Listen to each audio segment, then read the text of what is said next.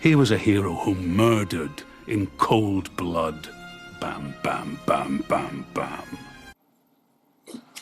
Oh, hello. How you doing?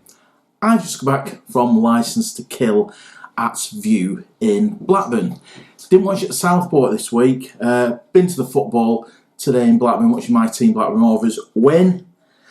And stopping at my parents tonight.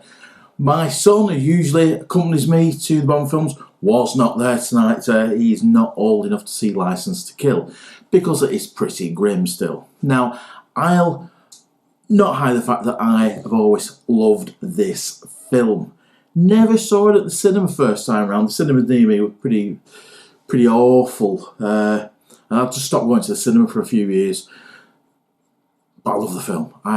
It's been one of my top 3 Bond films. I'll get around to ranking them for you one day. But I love it. I think Timothy Dalton, his performance, possibly, and I'm going to be controversial for some people here, possibly the best screen Bond performance. People say Daniel Craig's tough. Well, Timothy Dalton in Licence to Kill makes Daniel Craig look like Duncan Norvell. Remember him, folks, if you're old enough? Good, innit? Oh, I didn't see you.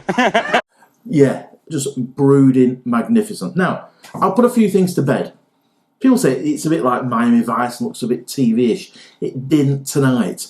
It was on a much bigger screen than at View Blackburn than View Southport. A much bigger screen. And it had a lovely, wonderful filmic look about it. For people say, oh, it's like a TV show. No, it doesn't. My only comparison with Miami Vice is they are both set in Florida. This is a James Bond film. Well and truly, it's, yeah. I'm not going to go back in history about it flops at the box office. I'm viewing this as in 2022 and it stands up very well. Timothy Dalton just nails it. He's a Bond in a hurry.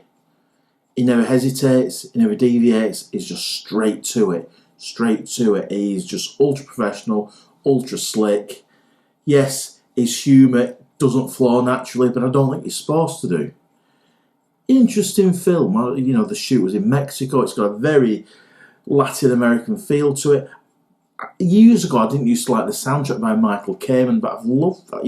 I've come to love it quite a lot.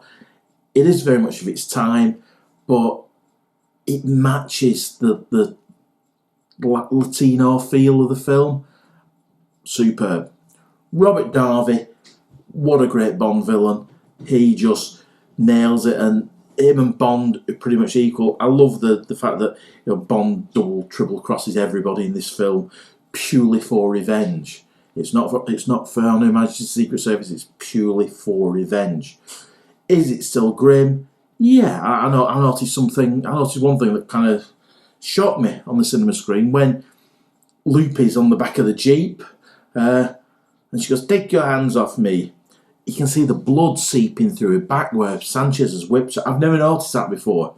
Another thing I've never noticed, Bond's got a right old, for some reason I've never noticed on Blu-ray or on TV, and Bond's got a right old gun wound.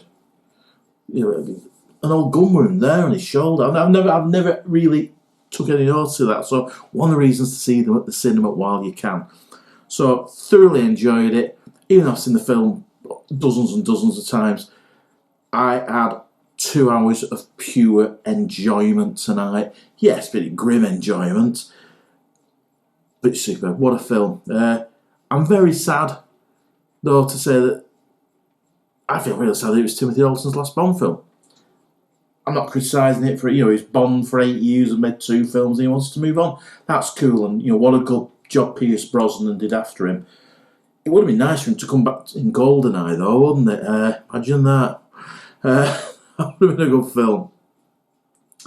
But, yeah, I think it's a real missed opportunity for me as a Bond fan that it didn't make any more. But the 2 films he made, I've seen both of them this week. Living Daylights, Licence to Kill, and they're both wonderful, brilliant films. Walked in the house at my mum and dad's tonight, and Licence to Kill's on the TV. It's on ITV. Just when he's torching Sanchez, Forgot he was on TV tonight. Glad I went to see it at the cinema though.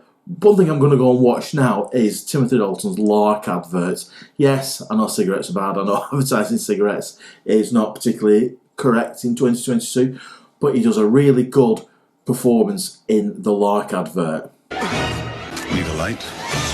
Yes, I'm not recommending anybody start smoking because of it.